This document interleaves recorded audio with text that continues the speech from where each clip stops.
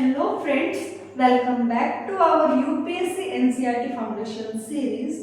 तो आपका इस चैनल पर स्वागत है और आज हम लोग क्लास 11th की एनसीईआरटी को स्टार्ट करने वाले हैं, जो यूपीएससी के लिए बहुत ही ज़्यादा ज़रूरी है। क्योंकि अगर बेसिक क्लियर नहीं है तो आप लोग उसको आगे बढ़ा ही नहीं सकते हो। आप लोग जो आपकी स्टैंडर्ड बुक्स है आप लोग उसको कवर नहीं कर पाओगे। तो इसीलिए इस चैप्टर, इस बुक का आपकी लाइफ में, अगर आप यूपीएससी जर्नी में हो, आप लोग यूपीएससी ये पेपर जो है वो क्लियर करना चाहते हो, तो आपको ये जो बुक है वो पढ़नी ही पड़ेगी। ठीक है, तो आज हम लोग न्यू एनर्जी और नई स्माइल के साथ हम लोग इस चैप्टर की करते हैं स्टार्टिंग।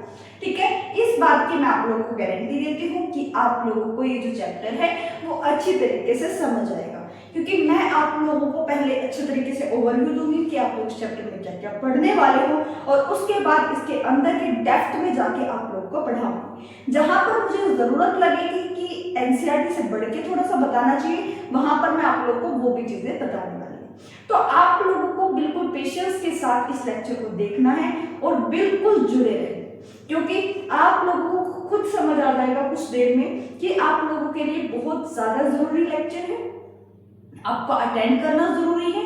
और सबसे लास्ट एंड फाइनल बात जो मैं आपको लास्ट टाइम पर बताने वाली हूँ, मतलब लेक्चर के जो आपका वीडियो का जो लास्ट होगा, अंत होने वाला होगा, तब हम लोग क्या है एक सरप्राइज भी आपके लिए है। मैं आपसे जानना चाहती हूँ कि आप लोग क्या करना चाहते हो, तो मैं आप लोगों को 2 ऑप्शन दूंगी। आप लोग कमेंट सेक्शन में जरूर बता देना कि मैम आप ये कर सकते हो या फिर आप ये कर सकते हो। ठीक है जी, तो आज करते हैं हम लोग स्टार्ट।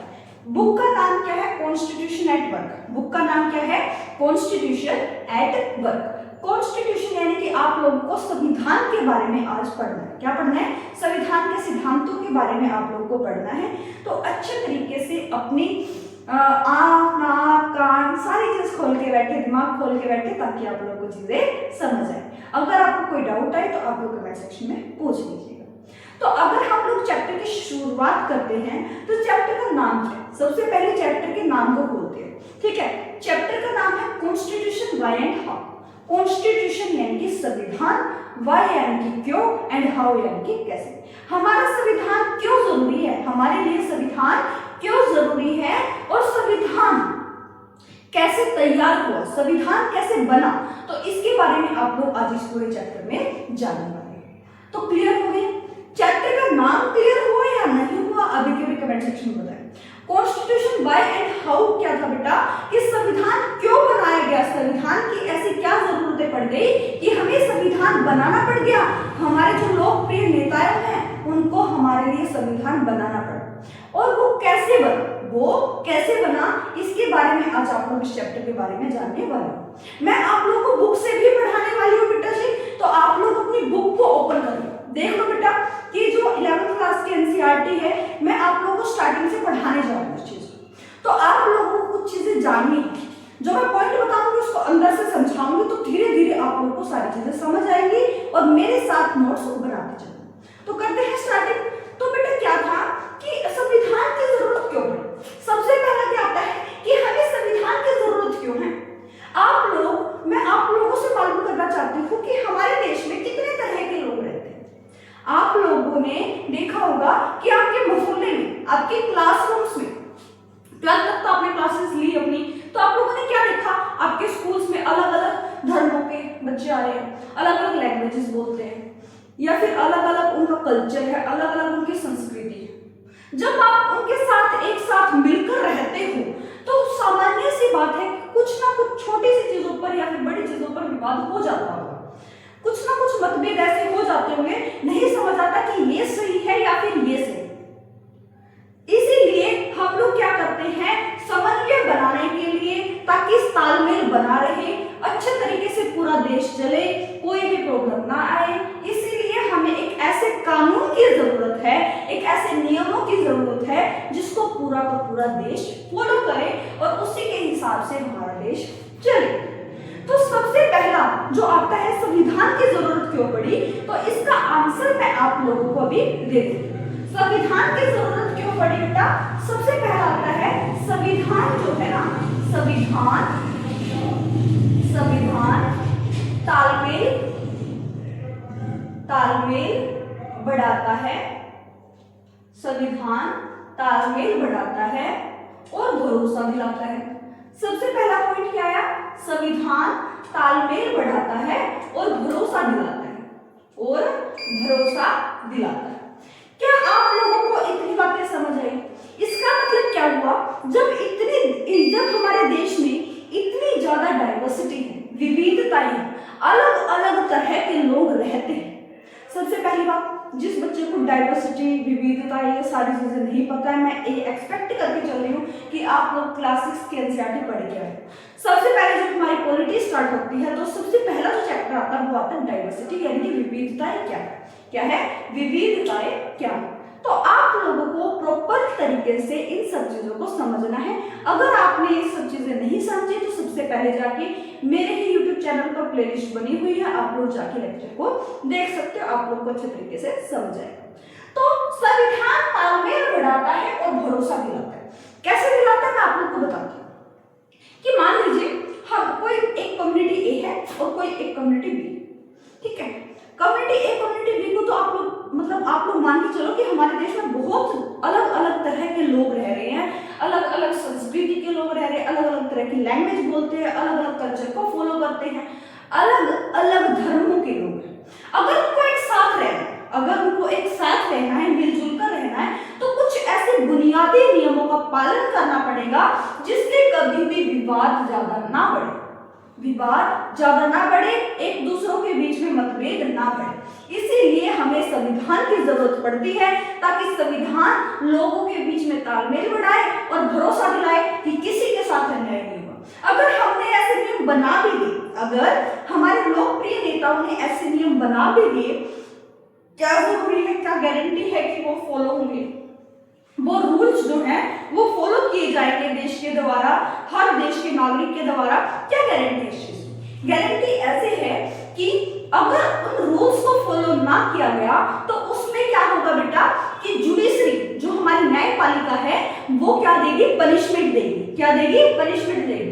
अगर वो रूल्स को फॉलो नहीं करते हैं, संविधान के अकॉर्डिंग नहीं चलते हैं, तो वो पनिशेबल ऑफेंस माना जाता है, यानी कि आप लोगों को क्या मिल सकती है बेटा? पनिशमेंट, यानी कि दंड मिल सकता है। इसीलिए ताकि आप ऐसे मान के चलो कि एक रूल बनाया हुआ है कि जो हॉस्पिटल्स की लाइंस होती है, महिलाओं की होती है, पुरुष की होती है, बुजुर्गों की होती है, ऐसे आप लोगों ने लाइंस देखी होगी। अब अगर कोई एक इंसान आया जो बड़ा ही लेट आया था, पीछे से आगे गया, लाइन तोड़ के आगे गया, दवाई लेके आ गया, तो और लोगों को क्या लगेगा कि हम तो रूल को फॉलो कर रहे हैं, हम तो लाइन में खड़े हैं ताकि हमारा नंबर आए और हम लोग दवाई ले पाए। लेकिन एक दूसरा इंसान आया जो कि पीछे से आया, हमसे इतना ज्यादा पीछे था और वो हमसे पहले दवाई लेके निकल गया, तो क्या जब वो रूल फॉलो नहीं करा तो क्या आप लोग उस रूल को फॉलो करोगे? क्या आपको लगेगा कि हमें इस रूल को फॉलो करना चाहिए? नहीं ना। तो इसीलिए जो रूल्स बनाए गए, जो बुनियादी नियम बनाए गए, उनको फॉलो करवाने का काम कौन करता है? हमारा जुडिशरी, यानी कि न्यायपालिका, कोर्ट। कौन करती है? कोर्ट। तो वो क्या करती है? अगर कोई रूल को फॉलो नहीं करता तो उसको दंड देने की जो आजादी है वो न्यायपालिका के पास है, जुडिशरी के पास है। तो जो मैंने आप लोगों को पढ़ाया कि संविधान तालमेल बढ़ाता है और भरोसा दिलाता है कि किसी के साथ भी अन्याय नहीं होगा, अगर कोई इन रूल्स को फॉलो नहीं करता तो उनको पनिशमेंट भी मिलेगी। तो अब हम इसको बुक से पढ़ते हैं, ध्यान से देखना बेटा। अब मैं यहाँ से आपको बुक से भी पढ़ा रही हूँ, अपनी बुक को ओपन कर लिया आप लोगों ने बुक ओपन। तो हम लोग अभी स्टार्टिंग से पढ़ने वाले, ध्यान से देखना, कोई भी जल्दबाजी नहीं। अगर कुछ समझना है तुरंत कमेंट सेक्शन आपके लिए खुला हुआ है, आप लोग लिख सकते हैं कि मैम हमें ये समझ नहीं आया, दोबारा आप लोग बता देना, या फिर अगले जब हम नेक्स्ट चैप्टर में आएंगे तभी भी मैं पढ़ा दूंगी आप लोग को, अगर मुझे लगा कि भी आपका जेन्युइन डाउट है तो जरूर पढ़ा, ठीक है। तो अगर मैं देखूं हमें संविधान की क्या आवश्यकता है भाई, सबसे पहला क्वेश्चन क्या था? हमें संविधान की आवश्यकता क्यों है?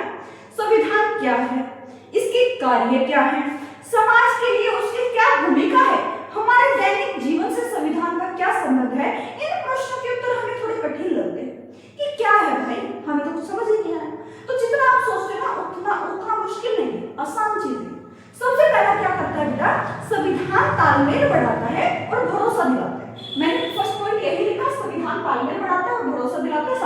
नोट्स बनाते हुए चले, जो पॉइंट्स लिखवा रही है वो सिर्फ वो लिखे, बाकी का जो आपको बुक से ही एक बार रीड करोगे, 2 बार रीड करोगे, 3 बार रीड करोगे, दिमाग में बैठ जाएगा, ठीक है।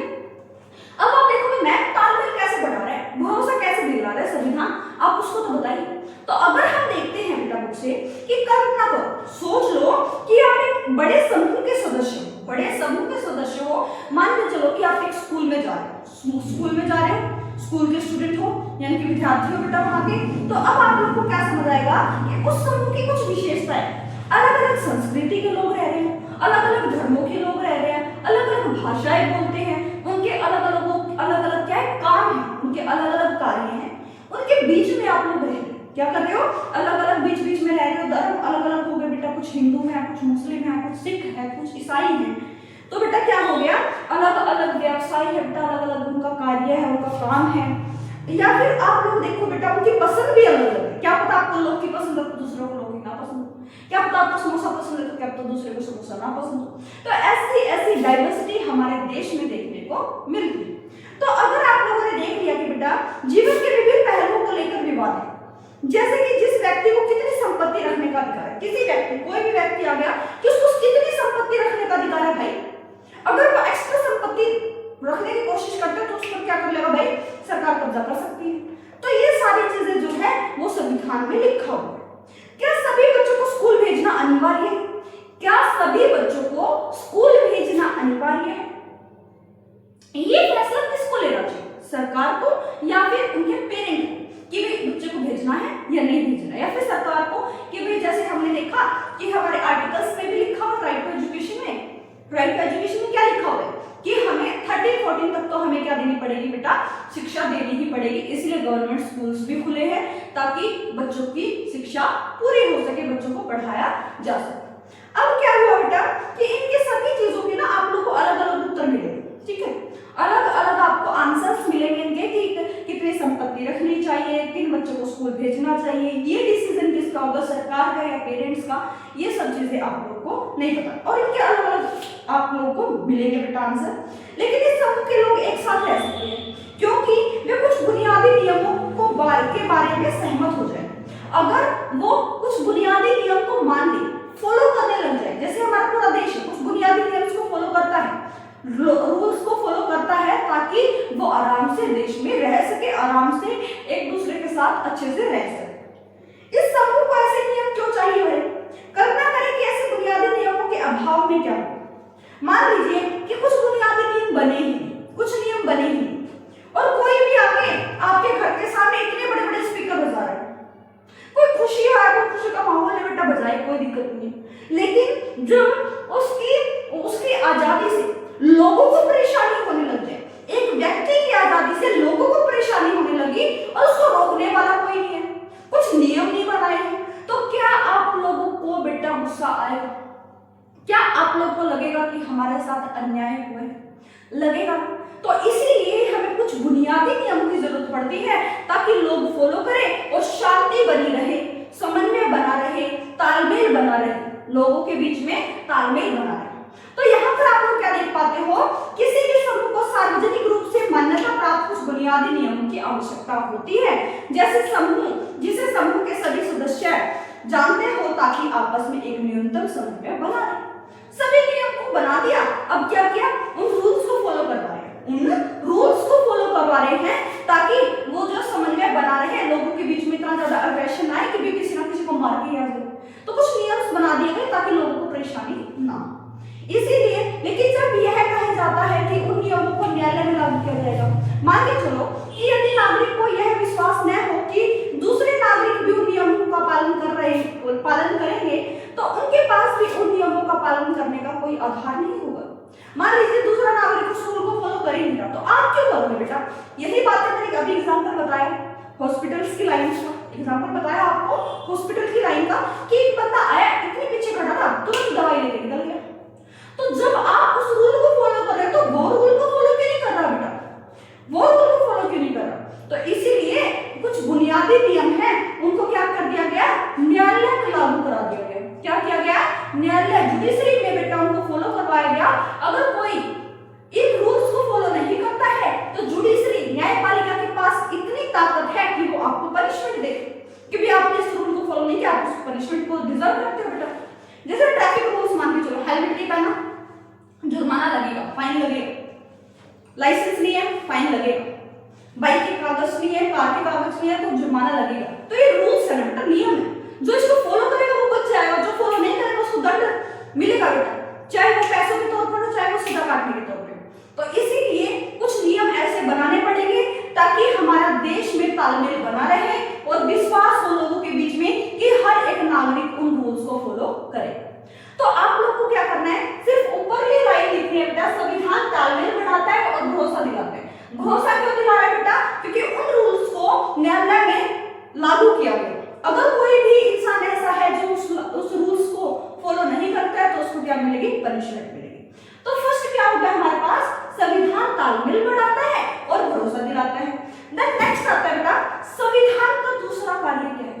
पहला तो संविधान ये करते हैं कि तालमेल बढ़ा रहा है, लोगों के बीच में समन्वय पैदा कर रहा है ताकि विवादित ना हो, विवाद ना बढ़े, और उसके साथ साथ भरोसा दिला रहा है नागरिकों को कि भाई सारे जो है उन रूल्स को फॉलो करेंगे। अगर वो रूल्स को फॉलो नहीं करते हैं तो उनको क्या करना पड़ेगा बेटा, उनको पनिशमेंट भुगतनी पड़ेगी, पनिशमेंट लेनी पड़ेगी। ठीक है। सेकंड आता है बेटा, संविधान क्या कार्य करता है।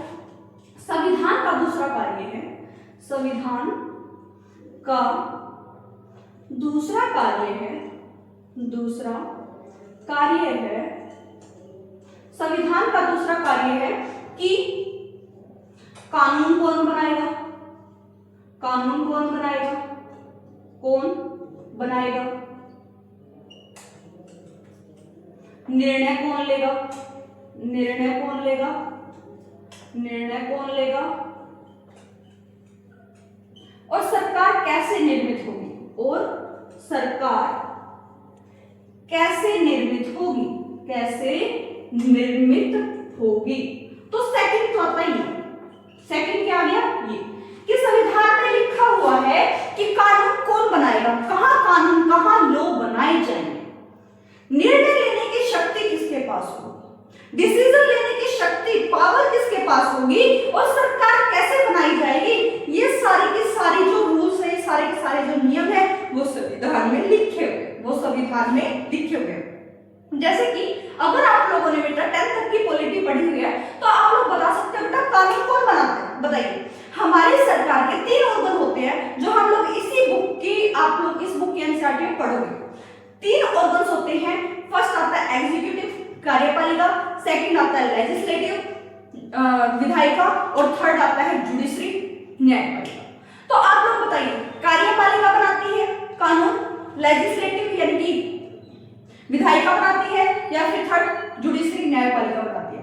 कमेंट सेक्शन में आंसर दें, अभी के अभी पोस्ट करें और कमेंट सेक्शन में मुझे आंसर चाहिए कि कानून कौन बनाता है। और दूसरा क्वेश्चन मैं आपसे पूछ रही हूं, कानून कहां पर बनाए जाएंगे, कानून कहां पर पास किए जाएंगे, जो बिल है, जो विधेयक होता है बेटा वो कहां पर पास होता है, कहां से उसको मंजूरी मिलने के बाद वो विधेयक से कानून बन जाता है, बिल से लॉ बन जाता है, ये भी आप लोग को कमेंट सेक्शन में बताना है। ये प्रक्रिया कहां पर स्टार्टिंग होती है, कहां पर होता है। तो फर्स्ट का मैं आंसर दे देती हूं, मैं इमेजिन मैं आप लोग को बेटा ये एक्सपेक्ट कर रही हूं कि आप लोगों ने कमेंट सेक्शन में आंसर दे दिया कि कानून कौन बनाता है बेटा, लेजिस्लेटिव यानी कि विधायिका।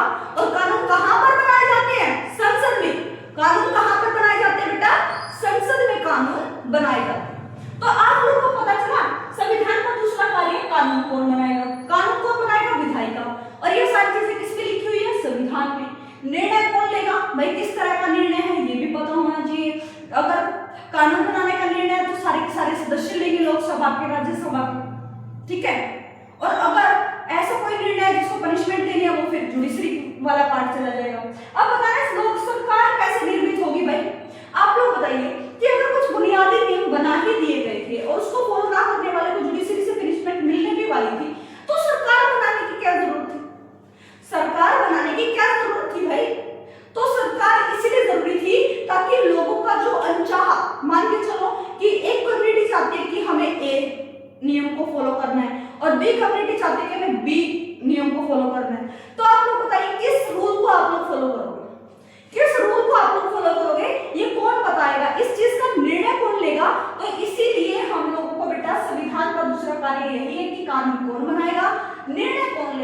सरकार कैसे निर्मित होगी, ये सेकंड कार्य है बेटा संविधान का। दूसरा काम क्या है संविधान का, कानून कौन बनाएगा, निर्णय कौन लेगा और सरकार निर्मित कैसे होगी। क्या इतनी बात क्लियर हुई या नहीं हुई, मुझे प्लीज कमेंट सेक्शन में जरूर बता दीजिए, ताकि मैं अब आप लोगों को एनसीईआरटी में लेके चलूं, ताकि मैं आप लोगों को बता सकूं कि भी कौन कैसे कानून बना रहा है, ऐसी सरकार की क्यों जरूरत पड़ गई, जब नियम बना दिए गए थे तो सरकार की क्या जरूरत है बेटा। तो नियम बना रहे हैं, नियम सरकार बना रही है बेटा, विधायिका, लोकसभा के सदस्य, राज्यसभा के सदस्य, तो सरकार है तभी तो कानून बने, तभी तो डिसीजन लिया गया। तो अब इस चीज के बारे में आप लोग को जानो, ठीक है। अभी सरकार के बारे में अभी अगर मैं आप लोग को बात बताऊं बेटा, पेज नंबर आप लोग की 3 पर, पेज नंबर 3 पर जब आप इस बुक की चलोगे तो आपको ब्लैक में आप लोग को ये लाइन्स तो याद रखनी है बेटा। संविधान का पहला काम क्या है बेटा कि कुछ बुनियादी नियमों का एक ऐसा समूह उपलब्ध कराए, कुछ बुनियादी नियमों का एक ऐसा समूह उपलब्ध कराए जिससे समाज के सदस्यों में एक न्यूनतम समन्वय और विश्वास बना रहे, न्यूनतम समन्वय और विश्वास बना रहे कि अगर उसको कोई उस रूल को कोई फॉलो नहीं करेगा तो उनको पनिशमेंट जरूर मिलेगी।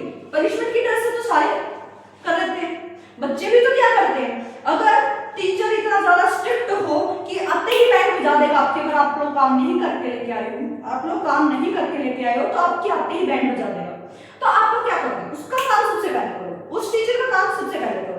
तो यही है कि नियम को लागू कराने के लिए एक स्ट्रिक्ट टीचर बैठा हुआ होना चाहिए जो कि उसके अंदर दबदबा हो कि भी वो कानून को फॉलो करा दे, ठीक है। सेकंड आता है बेटा संविधान का दूसरा कार्य बेटा निर्णय निर्माण शक्ति की विशेषता है कि निर्णय लेने की शक्ति किसके पास होनी चाहिए। संविधान कुछ ऐसे बुनियादी सिद्धांतों का समूह है जिसके आधार पर राज्य का निर्माण और शासन होता है। नियम बना दिए, सारी चीज बना दी, तो उसको संभालेगा कौन, क्या पूरा का पूरा देश, क्या सारे नागरिक संभालेंगे पूरे देश को, क्या सारे निर्णय लेने की शक्ति सारे नागरिकों के पास होगी। आप लोग देखिए हमारे भारत देश में बेटा कितने सारे लोग हैं, इतने ज्यादा लोग हमारे भारत देश में बेटा 145 करोड़ से भी ज्यादा। अब तो नंबर वन पर है बेटा पॉपुलेशन में, सबसे ज्यादा जनसंख्या इंडिया की है अभी हाल फिलहाल में, पहले चाइना की थी, अब चाइना को भी पीछे छोड़ दिया इंडिया ने, इंडिया की सबसे ज्यादा पॉपुलेशन है बेटा। अब आप लोग बताइए कि इतनी ज्यादा पॉपुलेशन, इतनी ज्यादा जनसंख्या होने के बाद क्या सभी लोग निर्णय ले लेंगे, पूरे देश के लिए सभी लोग निर्णय लेंगे, या फिर कुछ ऐसे लोगों को खड़ा कर दिया जाए कि वो हमारे बिहाफ पर निर्णय ले लें, हमारे बिहाफ पर डिसीजन ले लें कि अगर हमने कुछ उनको भेजा है बेटा तो वो निर्णय ले, हम उनके निर्णय को, हम उनके डिसीजन को मानेंगे क्योंकि हमने ही तो चुन के भेजा बेटा उसको, वो हमारे लिए ही तो डिसीजन लिए जा रहे हैं। क्लियर हो गया। तो सेकंड आता है बेटा कि सबसे पहले आपको यह तय करना पड़ेगा कि जिन नियमों के आधार पर समाज का शासन होता है उन्हें बनाएगा कौन। जो नियम हम लोग बात कर रहे हैं कुछ बुनियादी नियम होंगे, बुनियादी नियम उपलब्ध कराए जाएंगे जिसको हर नागरिक फॉलो करेगा, तो उनको बनाने का काम करेगा कौन, उनको उन नियमों को बनाने का काम करेगा कौन। सबसे पहले तो यही हो गया बेटा, आपको क नियम बनाने की इच्छा है लेकिन दूसरे को ख नियम बनाने की इच्छा है। मुस्लिम चाहते हैं कि सिर्फ और सिर्फ मस्जिद रहे, हिंदू चाहते हैं कि सिर्फ और सिर्फ मंदिर ही मंदिर रहे। तो आप लोगों को क्या लगता है, वो एक क नियम को फॉलो कर रहे हैं, वो ख नियम को फॉलो कर रहे हैं, तो आप लोगों को क्या सोचेंगे बेटा कि फिर यह कैसे तय किया जाएगा कि किसकी इच्छा वाले नियमों से हम पर शासन हो, कि किसकी इच्छा ठीक है। दोनों में से किसी की इच्छा ठीक नहीं है, या तो फिर ये हो तीसरा बंदा है कि दोनों ही धर्मों का रिस्पेक्ट होनी चाहिए, दोनों ही धर्मों के बेटा आदर होना चाहिए, इसलिए दोनों ही होने चाहिए, हमारे पास मस्जिद भी मंदिर भी।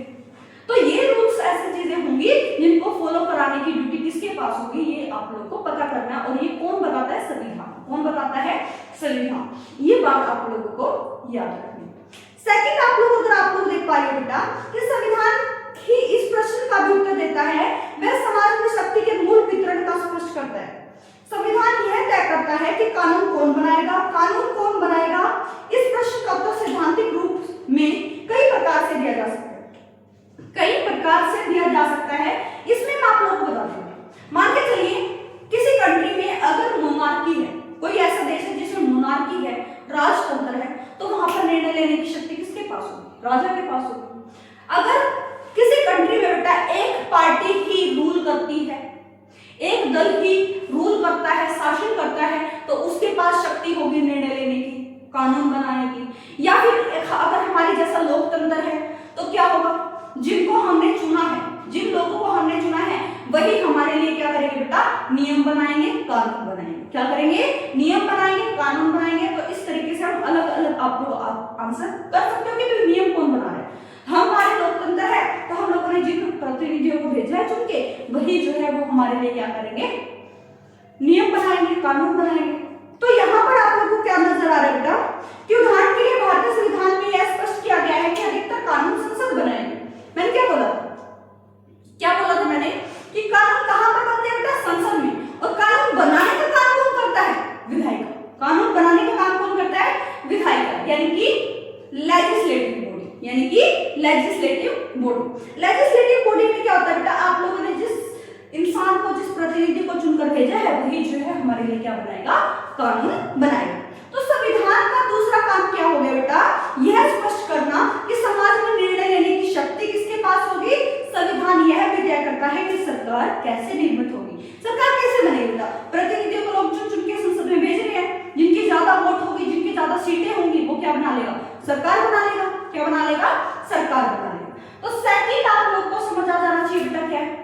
थर्ड आता है, अगर हमने सरकार को ऐसी शक्ति दे दी कि वो कानून बना सके, सरकार को ऐसी शक्ति दे दी कि वो कानून बना सकता है, तो क्या आपको नहीं लगता कि कोई ऐसी क्या पता ऐसे पॉलिटिशियन आ जाए जो कि इतने कड़े कानून बना दे, इतने अलोकप्रिय कानून बना दे जिसको कोई भी फॉलो ना करे, जिसको फॉलो करवाने के लिए लोगों पे डंडा बरसाया जाए, लाठियां बरसाई जाए।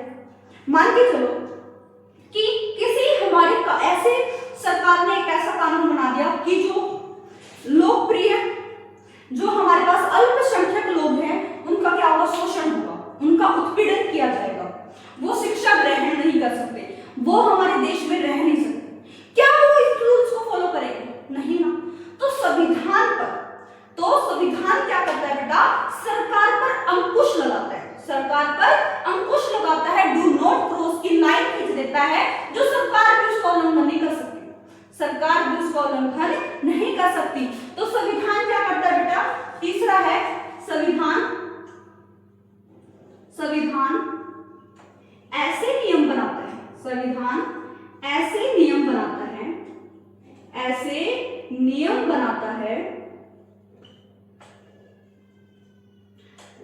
ऐसे नियम बनाता है जो कि मौलिक अधिकार होंगे, जो कि हमारे मौलिक प्रावधान होंगे, मौलिक प्रावधान हो गए, जो कि हमारे मौलिक प्रावधान हो गए, जिसका उल्लंघन करने की शक्ति, जिसका उल्लंघन करने की शक्ति बेटा सरकार के पास भी है, उल्लंघन करने की शक्ति सरकार के पास भी नहीं है, की शक्ति सरकार के पास भी नहीं। समझ आया आप लोग को कि हमने क्या पता गलती से कुछ ऐसे प्रतिनिधि हमसे चुन लिए जाए, गलती से हो जाए ऐसा काम कि वो हमारे ही, जिनको हमने चुना वही हमारे खिलाफ, वही हमारे लिए गलत कानून बना दे कि उत्पीड़न होगा, अल्पसंख्यकों के साथ ऐसा होगा, इस धर्म के साथ ऐसा होगा, इस धर्म को यहाँ जाने की आजादी नहीं होगी, वहां जाने की आजादी नहीं होगी। अगर ऐसे कुछ गलत नियम बना दिए जाए तो क्या बेटा वो सरकार ठीक है, क्या वो नियम ठीक है? इसीलिए संविधान क्या कर देता है, सरकार पर भी डू नॉट क्रॉस की लाइन खींच देता है। मान के चलो कि आपको पीने का अधिकार ना हो, पानी पीने का अधिकार ना मिले। अगर आपको पानी पीने का अधिकार नहीं है बेटा, तो आप तो एक दिन में मर जाओगे। तो आपकी लाइफ, राइट टू लाइफ का अधिकार है बेटा आपके पास, जीवन का अधिकार आपके पास है, शिक्षा का अधिकार आपके पास है, धर्म का अधिकार आपके पास है, समझ रहे हो? राइट टू फ्रीडम, बोलने का अधिकार आपके पास है, आजादी का आपके पास अधिकार है, समानता का आपका अधिकार है।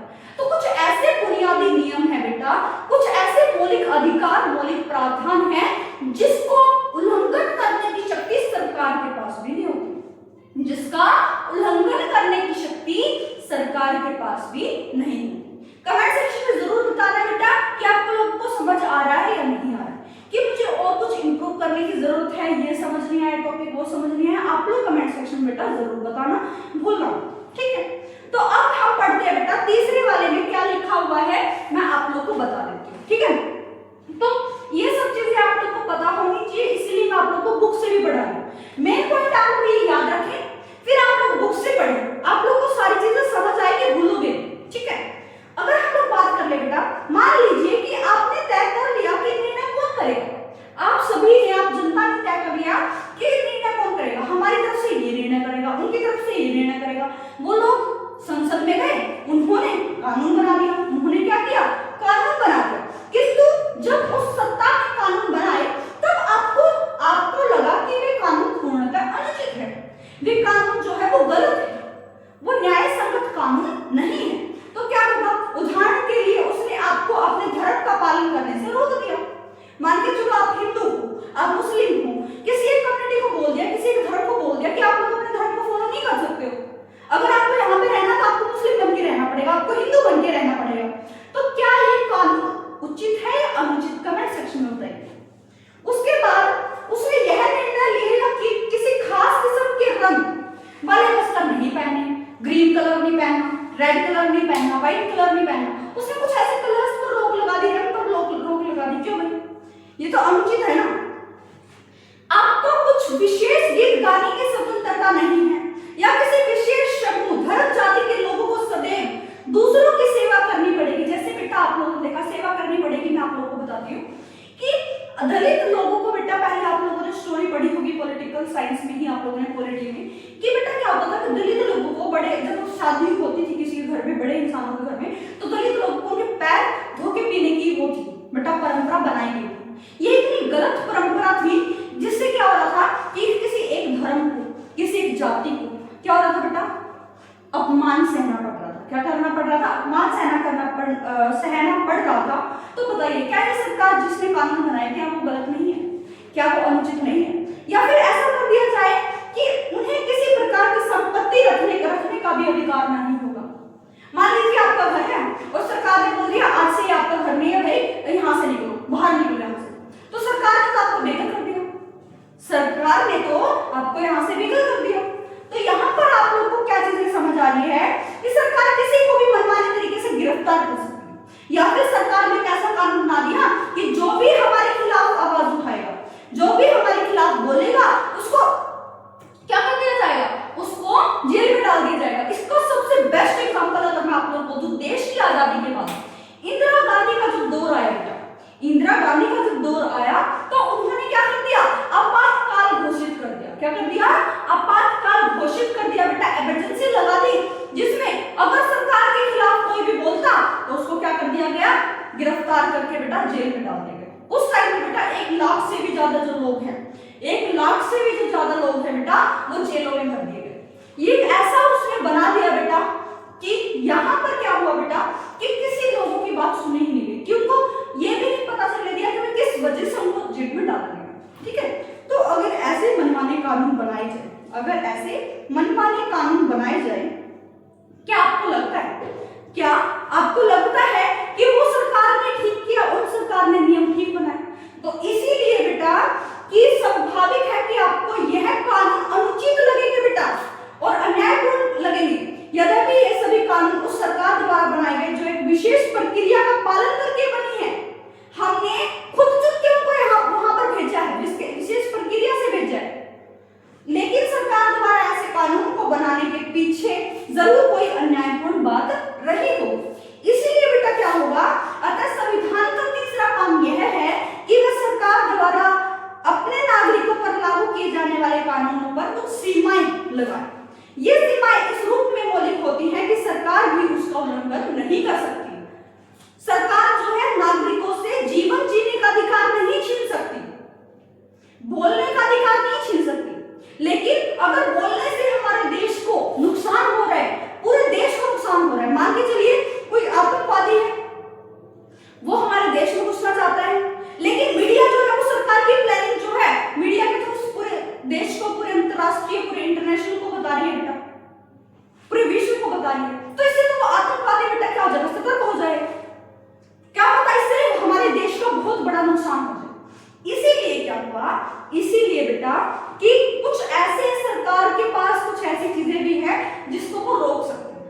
को रोक सकती है, आपको भी बताया जाएगा। लेकिन आप लोगों को ये बात समझ आई या नहीं आई ये बताइए। संविधान ऐसे नियम बनाता है जो कि मौलिक प्रावधान हो गए हैं जिसका उल्लंघन करने की शक्ति सरकार के पास भी नहीं होती बेटा। मौलिक अधिकार, फंडामेंटल राइट्स, हमारे कितने आर्टिकल कहां से लेकर कहां तक है आप लोग कमेंट सेक्शन में बताइए। अभी के अभी आर्टिकल बताइए कि मौलिक प्रावधान फंडामेंटल राइट्स कहां से कहां तक है। अभी के अभी वीडियो को पॉज कीजिए और अभी के अभी, अगर आपने क्लास 10 तक की एनसीईआरटी पढ़ी है तो आप लोग बड़े अच्छे से इसका जवाब दे सकते हो, कोई प्रॉब्लम नहीं आएगी। लेकिन अगर आपने नहीं पढ़ा बेटा तो प्रॉब्लम आएगी। तो मैं इसका आंसर बता रही हूं, मैं एक्सपेक्ट कर रही हूं कि आपने आंसर बता दिया। आर्टिकल 14 से लेकर 35 तक बेटा हमारे फंडामेंटल राइट्स, हमारे क्या है, फंडामेंटल राइट्स है, मौलिक प्रावधान है। उसमें सरकार कोई भी तरह का बेटा चेंजेस, कोई भी तरह के अमेंडमेंट्स नहीं कर सकती है। ये जो है संविधान ने डू नॉट क्रॉस की लाइन सरकार के लिए खींची। अब मान के चलिए फोर्थ पॉइंट आता है, अभी मैं आपको बताती हूँ बेटा जी। हाँ जी, अब आता है बेटा कि संविधान की मदद से आप लोगों ने सरकार पर एक डू नॉट क्रॉस की लाइन को खींच दी कि भाई आपने इन नियमों का उल्लंघन नहीं कर सकते हो आप। तो अब बताइए कि फोर्थ पॉइंट आता है बेटा, संविधान कार्य ये भी करती है बेटा कि संविधान जो है सरकार को कुछ ऐसी शक्तियां देती है। संविधान सरकार को कुछ ऐसी शक्तियां देता है जिससे वो समाज कल्याणकारी काम कर सके, समाज के लिए कल्याणकारी काम कर सके। जो कदम उठाने जरूरी है वो सरकार उठा सके, संविधान ये शक्ति सरकार को देता है। संविधान ये शक्ति सरकार को देता है।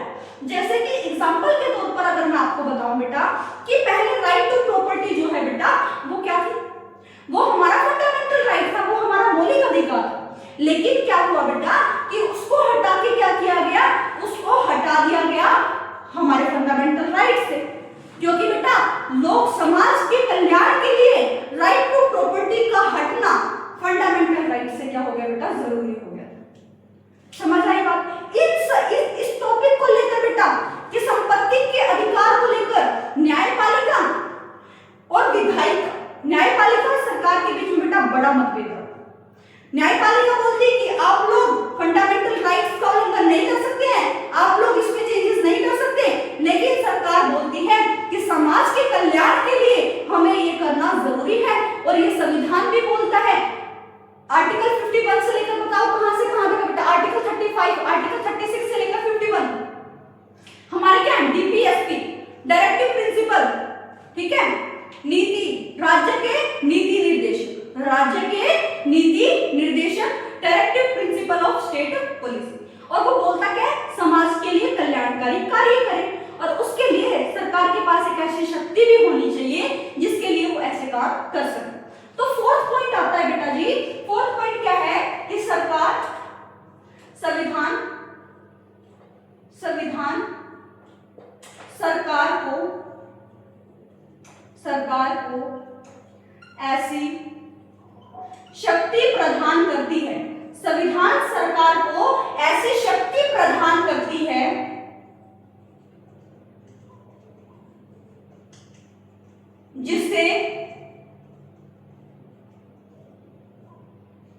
जिससे सरकार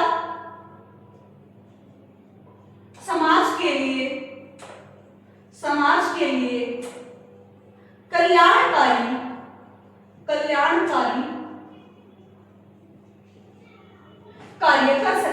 कार्य कर सके और वो कदम उठाने की क्या हो, सरकार को क्या हो बेटा, बिल्कुल छूट हो कि अगर लगता है कि समाज के लिए कल्याणकारी कार्य कर रहे हैं तो सरकार के पास वो पावर होनी चाहिए जिससे वो क्या कर सकती है कि कल्याणकारी काम में क्या कर सकती है, मदद कर सकती है। इसके लिए सबसे बेस्ट एग्जांपल मैं आप लोगों को बेटा संपत्ति का अधिकार की दूंगी। इसमें आप लोग क्या लिख सकते हो बेटा, राइट टू प्रॉपर्टी लिख सकते हो। क्या लिख सकते हो, राइट टू प्रॉपर्टी। आप लोग यहाँ पर एग्जांपल लिख सकते हो बेटा, यानी कि क्या है यहाँ पर संपत्ति का अधिकार। क्या होगा, संपत्ति का अधिकार। ये बात आप लोग को समझनी पड़ेगी बेटा, ध्यान रखना इस चीज को और लिखते चलो। मैं बोल रही हूँ इन नोट्स को लिखते हुए चलना आपके लिए बहुत ज्यादा काम आएंगे बेटा। और यूपीएससी के लिए बेटा ऐसे की पूरी बुक लिखो।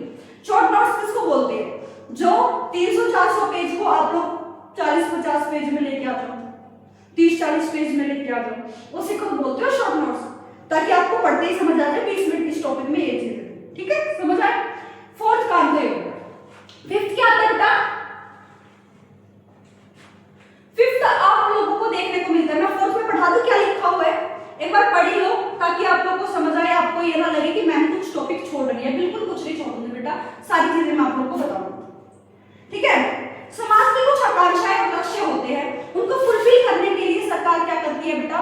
संविधान उनको एक ऐसी शक्तियां दे देती है ताकि वो लोक कल्याणकारी कार्य कर सके।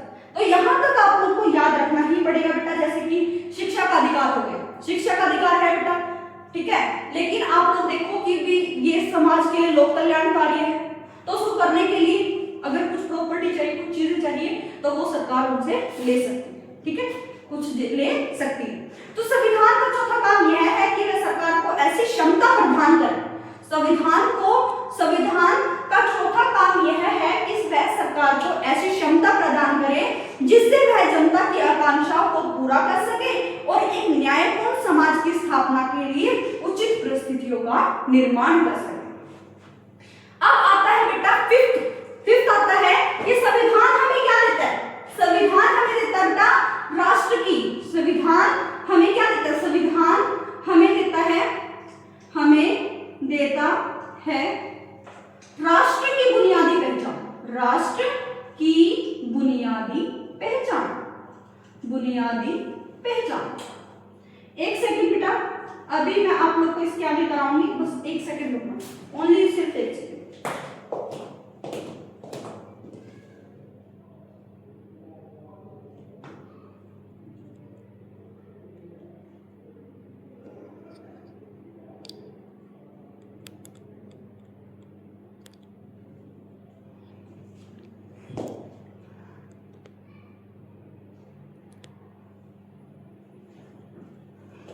एक सेकंड रुकना बेटा, ओनली सिर्फ एक सेकंड। हाँ जी,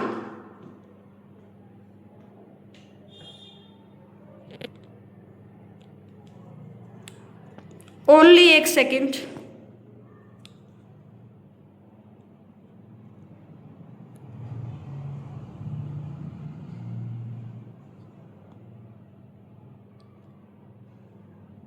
हाँ जी, तो अब हम पढ़ते हैं बेटा कि संविधान हमें देता है, एक सेकंड रुकना,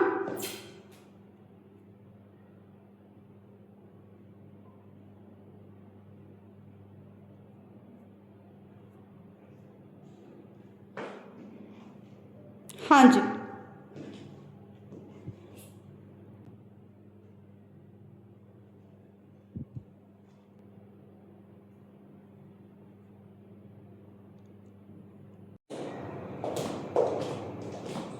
सॉरी फ्रेंड्स, मुझे एक मिनट के लिए देखना था कि आप लोगों को दिख रहा है या नहीं, तो कुछ थी गड़बड़ी, तो अभी ठीक हो चुकी है। तो हम लोग आगे स्टार्ट करते हैं अपनी क्लास 11 का जो हमने चैप्टर स्टार्ट किया था, चैप्टर 1, उसी को स्टार्ट करेंगे जहां से हमने रोका था। तो सॉरी उस चीज के लिए कि आप लोग को थोड़ी सी तकलीफ उठानी पड़ी, लेकिन हम लोग उसको स्टार्ट करते हैं। हाँ, तो सबसे पहले हम लोगों ने देखा बेटा कि संविधान तालमेल बढ़ाता है और भरोसा दिलाता है। उसके बाद संविधान का दूसरा कार्य है कि कानून कौन बनाएगा और निर्णय लेने की शक्ति किसके पास होगी, सरकार कैसे निर्णित होगी। तीसरा पॉइंट आता है संविधान ऐसे नियम बनाता है जो कि मौलिक प्रावधान हो गए जिसका उल्लंघन करने की शक्ति सरकार के पास भी नहीं है, और कुछ शक्ति संविधान ने खुद सरकार को दी ताकि वो समाज के लिए लोक कल्याणकारी कार्य कर सके और ऐसे उचित कदम उठा सके जो कि न्यायपूर्ण है। और फिफ्थ आता है जो मैंने आपको पॉइंट समझाना था बेटा कि संविधान हमें देता है राष्ट्र की बुनियादी पहचान, राष्ट्र की बुनियादी पहचान। जैसे कि आप लोग अलग अलग कंट्री में चले जाओ तो वहां पर आप लोग को अलग अलग धर्मों के लोग देखने को मिल जाएंगे। अफगानिस्तान, बांग्लादेश, पाकिस्तान, आप लोग वहां पर क्या देखने को मिलेंगे? ज्यादातर 99% जो लोग हैं वहां पर कौन देखने को मिलेंगे? मुस्लिम धर्म के। अमेरिका में देख लो कौन से धर्म के लोग मिलते हैं, चाइना में देख लो कौन से धर्म के लोग मिलते हैं। तो आप लोगों को क्या देखने को मिलेगा? अलग अलग कंट्री में कुछ अलग अलग राष्ट्र की पहचान है, अलग अलग नागरिकता है, किस बिहाफ पर उनको नागरिकता दी गई है, सिटीजनशिप दी गई है, तो उन पर बहुत ज्यादा क्या मिलती है? महत्वपूर्णता होती है। अगर पाकिस्तान में चले जाओ कोई मुस्लिम है तो उसको फटाफट क्या मिल जाएगी? नागरिकता मिल जाएगी, कोई प्रॉब्लम नहीं। लेकिन यहाँ पर कोई धर्म का आधार नहीं बनाएगा, किसी प्रॉपर जाति को नहीं बनाएगा, एक तरह का रेफरेंस नहीं लिया गया कि भाई अगर ये इस जाति का है, इस धर्म का, तभी हम लोग उसको लेंगे, वरना नहीं लेंगे। राष्ट्र की बुनियादी पहचान क्या है बेटा? कि हमारा लोकतंत्र देश है, और हमारे पास क्या है बेटा? लोकतंत्र देश के साथ साथ हमारा देश जो है वो विविधताओं से भरा हुआ है। यहाँ पर धर्म के आधार पर, जाति के आधार पर लोगों को नागरिकता नहीं दी जाती। उनकी राष्ट्रीय पहचान क्या होती है? नॉर्मली कि वो भारतीय हो, वो क्या हो? भारतीय हो, वहां पर कोई धर्म नहीं देखा जाता। तो ये था बेटा हमारे पास संविधान में ये सारी चीजें। राष्ट्र की बुनियादी पहचान बेटा सिटीजनशिप वाला चैप्टर भी आप लोग पढ़ते हो, बहुत सारी चीजें आप लोग पढ़ोगे, तो बिल्कुल भी टेंशन मत लेना, आगे आगे धीरे धीरे चलते चलते आप लोग को बहुत सारी चीजें अच्छे से समझ आ जाएंगी। लेकिन मैं बता देती हूँ बुक में क्या लिखा हुआ है राष्ट्र की बुनियादी पहचान के लिए, ध्यान से सुनते जाना बेटा। इसका अर्थ यह है कि संविधान के माध्यम से ही किसी समाज की एक सामूहिक इकाई के रूप में पहचान होती है। इस सामूहिक पहचान को बनाने के लिए हमें इस संबंध में कुछ बुनियादी नियमों पर सहमत होना पड़ता है कि हम पर शासन कैसे होगा, शासितों में कौन कौन से लोग होंगे। संविधान बनने के पहले हमारी अन्य प्रकार की पहचान या असंख्य होगी। लेकिन अब क्या कर दिया गया बेटा कि जैसे जर्मनी का निर्माण जब हुआ बेटा, जर्मन में नस्ल के आधार पर हुआ, नस्ल के आधार पर, काला है, गोरा है, तो उस हिसाब से उसको राष्ट्रीय पहचान मिली गई। संविधान ने इस पहचान को अभिव्यक्ति दी। दूसरी ओर भारतीय संविधान जातीय या नस्ल के आधार को नागरिकता नहीं बनाता। विभिन्न राष्ट्रों में देशों की केंद्रीय सरकार और विभिन्न क्षेत्रों के बीच के संबंध को लेकर भिन्न भिन्न अवधारणाएं होती है। यह संबंध उस देश की राष्ट्रीयता पहचान को बताता है।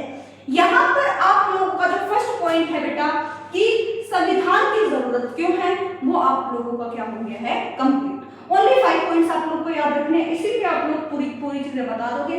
बेटा जी मैं साइड हो जा रही हूँ, आप लोग अगर इसको लिखना चाहते हो तो आप लोग लिख लेना, ताकि आपके लिए आसानी रहे लर्न करने के लिए। यूपीएससी के लिए बहुत ज्यादा जरूरी होता है कि आप लोग शॉर्ट नोट्स बनाएं, इंपॉर्टेंट चीजें ही लिखें। इंपॉर्टेंट चीजें जब आप लोग पढ़ोगे तो आप लोगों के दिमाग में तुरंत स्ट्राइक हो जाएगा कि ये पॉइंट था, इसमें ये चीजें थी। तो आप लोगों को अगर ये 5 पॉइंट समझ आ गए हैं, तो अब हम चलते हैं दूसरे पार्ट पर कि संविधान की सत्ता, संविधान को कैसे प्रचलन में लाया गया, संविधान कैसे, कौन से मौलिक प्रावधान थे जिसकी वजह से संविधान किसी ना किसी को तो बेटा कुछ ना कुछ वजह तो देता है कि संविधान की वो रिस्पेक्ट करे। तो बहुत सारी चीजें हैं, तो अभी मैं बताती हूँ आप लोगों को। अभी इसको अगर आप स्क्रीनशॉट लेना चाहते हैं ले लीजिए, अगर आप लोग लिखना चाह रहे हो लिख लिया होगा तो मैं साइड हो जा रही हूँ, स्क्रीनशॉट ले लीजिए आप लोग। लिख लिया? तो अभी मैं इसको इरेज कर रही हूँ बेटा जी, ताकि हम लोग आगे बढ़ सकें। ठीक है, चलते हैं और आगे बढ़ते हैं, हम अपना कार्य करते हैं अगले वाला कि भी हम पढ़ते हैं बेटा संविधान की सत्ता। क्या पढ़ेंगे? संविधान की सत्ता। संविधान की सत्ता में बेटा आप लोगों को 3 चीजें पढ़नी है। आप लोगों को 3 चीजें पढ़नी है कि संविधान को प्रचलन में लाने का तरीका क्या था। संविधान को प्रचलन में लाने का तरीका क्या था? प्रचलन में लाने का तरीका क्या था? लाने का तरीका क्या? दूसरा आता है बेटा आपके पास कि इस संविधान को प्रचलन में लेके आ गए, लेकिन संविधान में जो नियम लिखे हुए उसको मानेगा कौन?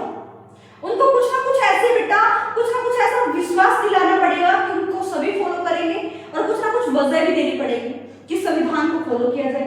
तो बेटा कुछ संविधान ने सभी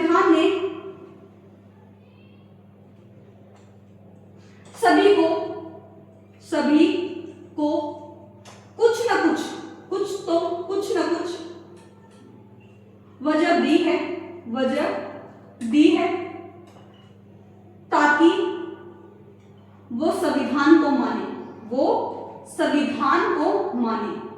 संविधान को माने।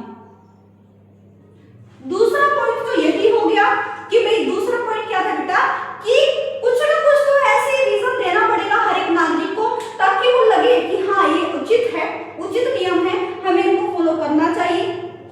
इसीलिए हमारा सेकंड पॉइंट आता है बेटा कि संविधान ने सभी को कुछ ना कुछ वजह दी है ताकि वो संविधान को माने। उसके बाद अगर मैं आप लोगों से बात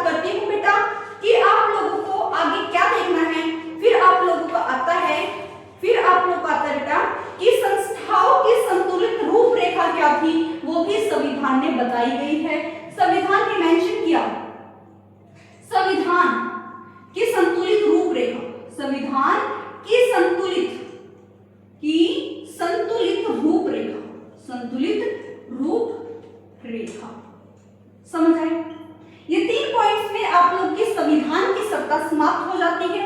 इनको अच्छे से समझते हैं और अगर आपको डाउट आए तो आप लोग कमेंट सेक्शन में जरूर पूछिए, ठीक है। तो सबसे पहला क्या था बेटा कि संविधान को प्रचलित में लाने का तरीका क्या था।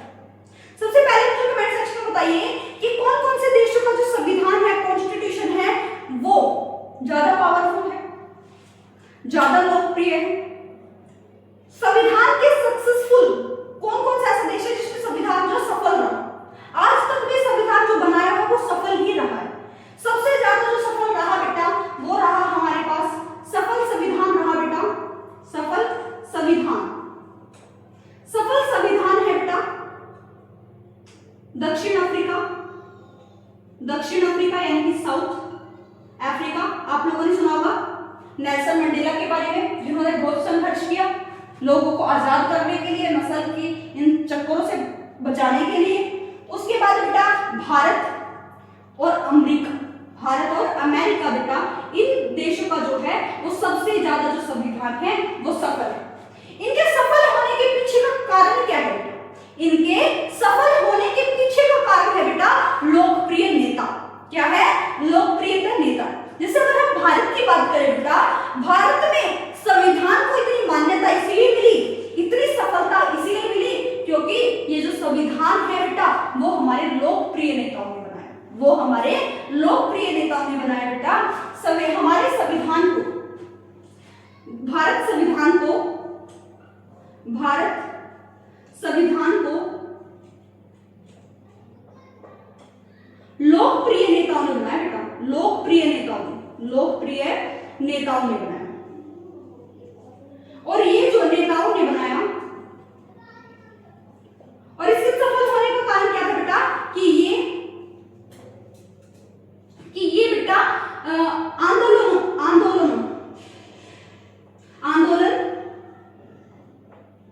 से प्रेरित होकर लिया गया, से प्रेरित नियम बनाए गए थे बेटा, नियम। जैसे आप लोग देखो 1935 तो भारत का संविधान, अमेरिका, दक्षिण अफ्रीका बेटा वहां पर बहुत ज्यादा संघर्ष हुआ, बहुत ज्यादा आंदोलन हुए, उनसे प्रेरणा लेकर संविधान बनाया गया।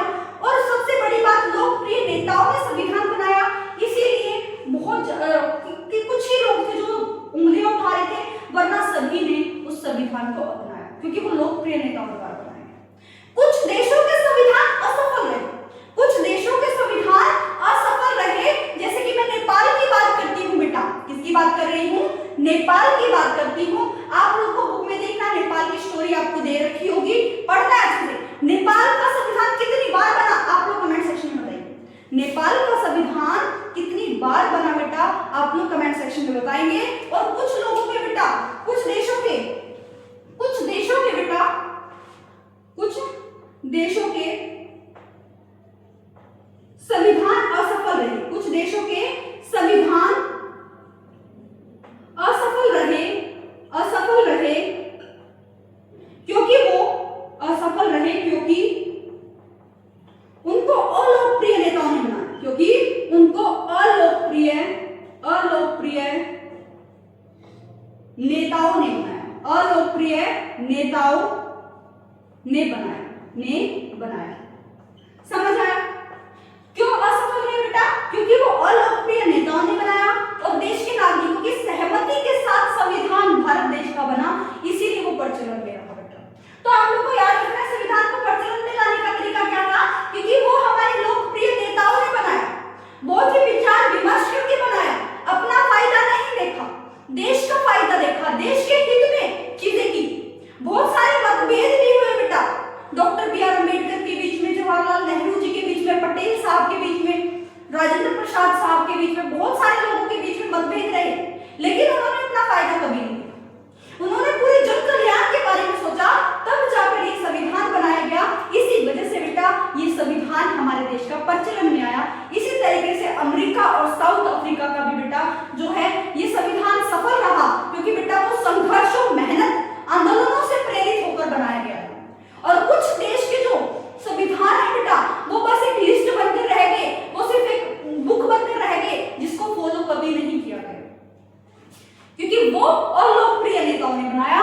बार बार बनकर संविधान बनाया खत्म, बनाया खत्म।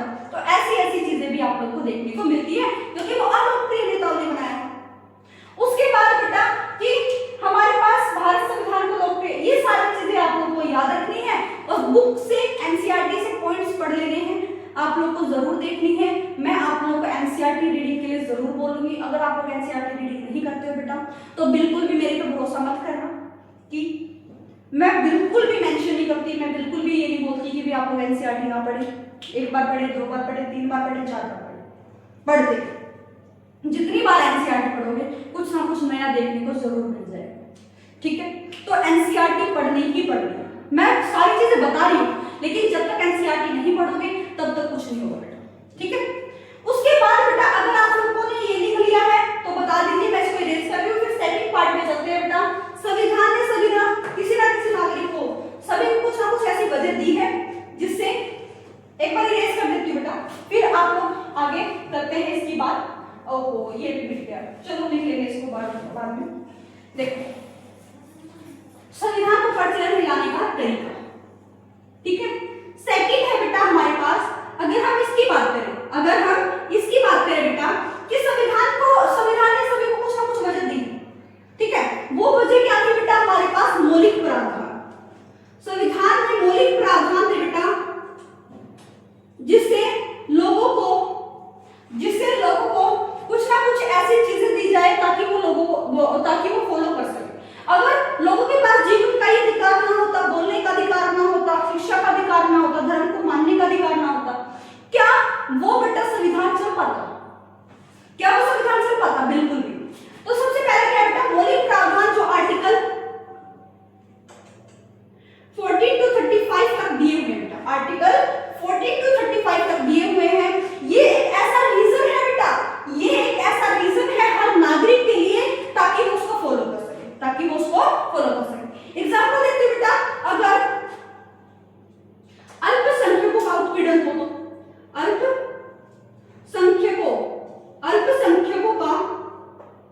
अल्पसंख्यकों का उत्पीड़न अगर अल्पसंख्यकों का उत्पीड़न किया जाए, माइनॉरिटीज को बिल्कुल भी इज्जत ना दी जाए, क्या वो इन रूल्स को फॉलो करेंगे? बिल्कुल नहीं करेंगे। इसीलिए मौलिक प्रावधान किए गए, कुछ लोगों के लिए फंडामेंटल राइट्स दिए गए ताकि वो अपने जीवन को सम्मान पूर्वक जी सके, गर्व पूर्वक जी सके। ठीक है, इसीलिए संविधान ने सभी को कुछ ना कुछ वजह जरूर दी है ताकि वो संविधान को माने।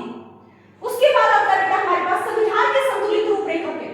मान के चलो बेटा, मैं आप लोगों से बात करती हूँ कि क्या बेटा जी संविधान को कोई भी नष्ट कर सकता है? संविधान को नष्ट करने के लिए सारे लोगों की जरूरत नहीं है। एक छोटा सा समूह, एक छोटा सा समूह देश के संविधान को नष्ट कर सकता है, देश के संविधान को नष्ट कर सकता है बेटा, खत्म कर सकता है, बर्बाद कर सकता है। छोटा सा समूह, जैसे कि एग्जांपल के तौर पर आप लोग लेके चलो, सरकार के 3 अंग हैं, आप लोग बताइए कौन कौन से बेटा? Legislative, executive, judiciary. इनमें से किसी को भी अगर ज्यादा पावर दे दी जाए, अगर किसी को भी कुछ ज्यादा पावर मिली बेटा, तो वो संविधान में बदलाव कर सकते हैं, वो मौलिक प्रावधान को बदल सकते हैं, संविधान में बदलाव कर सकते हैं जिससे पूरा का पूरा संविधान नष्ट हो सकता है। इसीलिए हम लोगों ने क्या किया बेटा, चेक एंड बैलेंस का सिद्धांत अपनाया। चेक एंड बैलेंस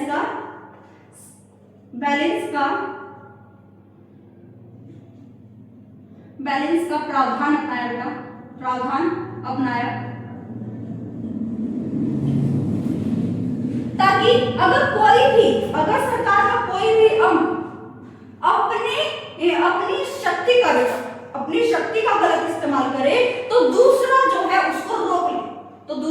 है उसको रोक ले, अपनी शक्ति का गलत इस्तेमाल ना कर सके।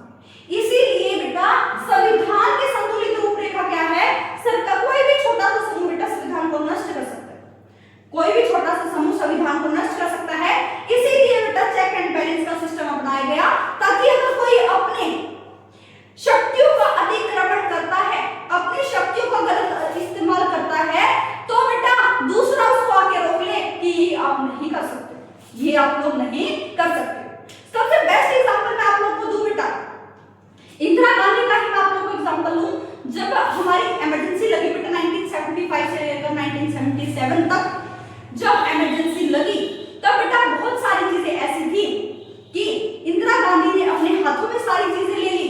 इंदिरा गांधी जी ने सारी चीजें अपने हाथों में ले ली और बदलाव, बहुत ज्यादा बदलाव कि सरकार ही सबसे ज्यादा ऊपर हो गई, सरकार ही सबसे ज्यादा ऊपर हो गई। ठीक है, तो बेटा इन सब चीजों को गलत करने से रोका जा सके, इसलिए चेक एंड बैलेंस का सिस्टम अपनाया गया। अगर लेजिस्लेटिव कुछ ऐसा गलत कानून बनाती है जो कि लोगों के लिए गलत है, नागरिकों की रक्षा करने के लिए, जो जुडिशरी है उसको क्या कर देगी, खारिज कर देगी, उस लॉ को बेटा गलत मान देगी, असंवैधानिक मान देगी और वो रूल फॉलो, वो कानून फॉलो नहीं होगा। यहाँ पर आप लोग को बेटा समझ आया होगा कि संविधान की सत्ता जो है बेटा, संविधान को प्रचलन में लाने का तरीका क्या था, क्योंकि लोकप्रिय नेताओं द्वारा था बेटा, तो हम लोग को मानना ही था क्योंकि वो हमारे प्यारे नेता थे। उसके बाद बेटा संविधान ने सभी को कुछ ना कुछ वजह दी है ताकि वो संविधान को माने। सबसे बड़ा एग्जांपल क्या बेटा, फंडामेंटल राइट, मौलिक प्रावधान दिए गए हैं, मौलिक अधिकार दिए गए हैं। ठीक है, अगर किसी उत्पीड़न, अगर किसी अल्पसंख्यक, किसी माइनॉरिटी, किसी लोगों का बेटा, किसी समूह का उत्पीड़न किया जाए, उनको बेटा उनके लिए डिस्क्रिमिनेशन करने लगे हम लोग, तो बेटा वो फॉलो उस चीज को नहीं करेंगे।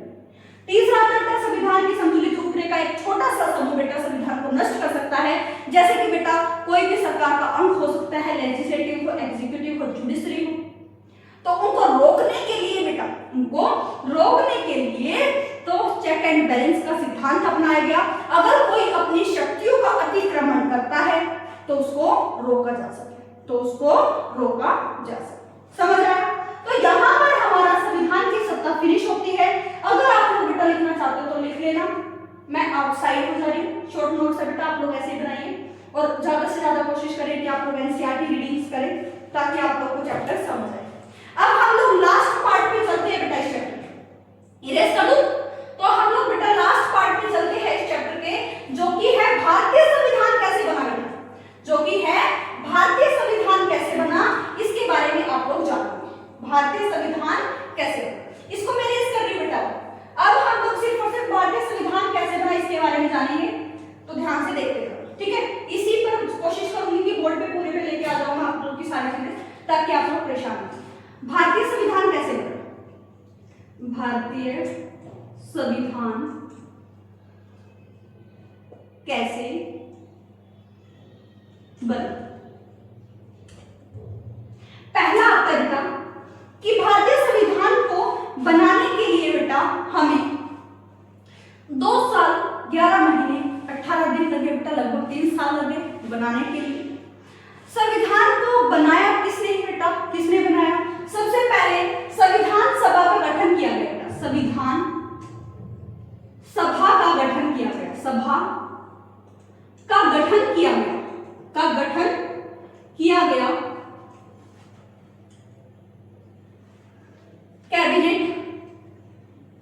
कैबिनेट मिशन के द्वारा, कैबिनेट मिशन के द्वारा पहली बैठक हुई बेटा, पहली बैठक हुई 9 दिसंबर 1946, 9 दिसंबर 1946 को बेटा पहली बैठक की गई, जब हमारा संविधान बना बेटा। संविधान को बनाया किसने बेटा? 1935 से हमने कुछ रूल्स लिए, 1935 से बेटा हमने समानुपातिक इलेक्शन एंड रिप्रेजेंटेटिव में बेटा आप लोग पढ़ोगे, रिप्रेजेंटेशन में हमने एक प्रणाली अपनाई इलेक्शन करने की, चुनाव करने की, कि कौन हमारे संविधान को बनाएगा। 1935 में समानुपातिक का हमने बेटा इस्तेमाल किया उसमें, और चुना गया, उन नेताओं को चुना गया जो संविधान सभा के मेंबर रहेंगे, जो संविधान को बनाएंगे, जो संविधान को बनाएंगे। सबसे पहली बैठक हुई बेटा 9 दिसंबर 1946 को, और संविधान और बेटा देश का विभाजन हुआ, देश का विभाजन हुआ बेटा, विभाजन हुआ, देश का विभाजन हुआ बेटा 14 अगस्त 1947।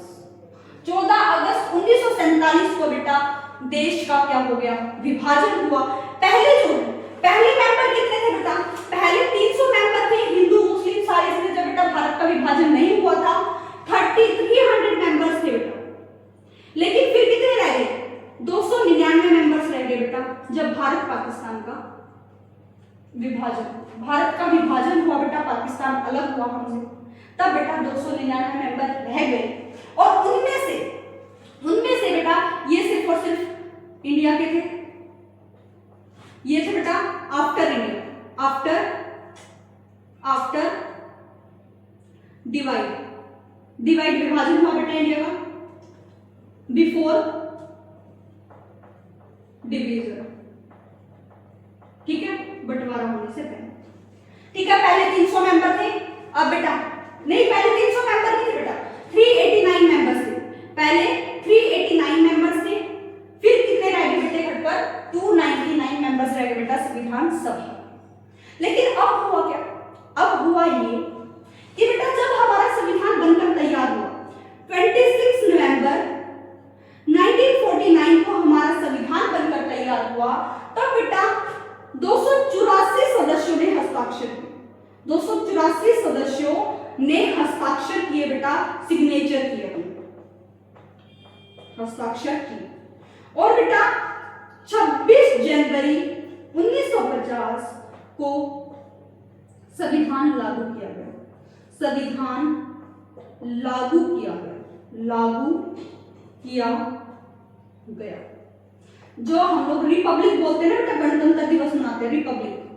हमारा जो देश है वो रिपब्लिक, गणतंत्र हुआ, गणतंत्र कब हुआ बेटा, गणतंत्र हुआ बेटा 26 जनवरी 1950। 26 जनवरी 1950 को जो है हमारा देश जो है बेटा वो क्या हुआ, गणतंत्र हुआ। अब बताइए, आपको पता चला कि ये सारी चीजें हमारे साथ हुई, देश का विभाजन हो रहा है, उसमें हम लोग, हमारे लोकप्रिय नेता क्या बना रहे बेटा, संविधान बना रहे। बहुत ज्यादा दुख भी हो रहा था, देश का विभाजन हो रहा है, और इन कठिन परिस्थितियों में बेटा इतने ज्यादा दंगे हो रहे थे, मार कटाई हो रही थी, उनके बीच में संविधान बनाना, उनसे प्रेरणा लेकर संविधान बनाना बेटा बहुत ज्यादा मुश्किल था, जो हमारे देश के नेताओं ने किया। उसके बाद बेटा संविधान बनाने का जो बेटा कार्यविधि थी, कार्यविधि क्या थी, कौन सा रूल बनाया गया कि जिसकी वजह से हमारा जो संविधान बनकर तैयार हुआ, उसके ऊपर था बेटा कि विचार विमर्श करना, सब चीजें डिबेट से हुई बेटा, सब चीजें क्या हुई, डिबेट से। बहस को बेटा बुनियाद चीजें बनाया गया, बहस को आधार बनाया गया। जब संविधान सभा ने संविधान का निर्माण किया तो बेटा क्या हुआ कि विचार विमर्श, डिबेट्स को, बहस को उसका आधार बनाया गया, यही कार्यविधि बेटा रही। और बेटा संस्थाएं बनाई गई, क्या की गई, संस्थाएं बनाई गई बेटा, 8 प्रमुख कमेटियां थी, 8 प्रमुख कमेटियां बनाई गई बेटा, जिससे क्या हुआ, हमारे संविधान बनकर तैयार हुआ बेटा, वो क्या कैसे बनकर तैयार हुआ, 8 प्रमुख कमेटियां बनाई, और जिनके सदस्य थे बेटा, सदस्य जो इंपोर्टेंट सदस्य आप लोगों को बताऊं, कुछ नाम मैं आप लोगों को बता देती हूँ। Doctor B R Ambedkar, Jawaharlal Nehru,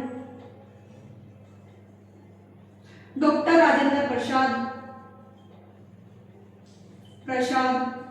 और उसके बाद आता है बेटा सरदार वल्लभ भाई पटेल, ठीक है।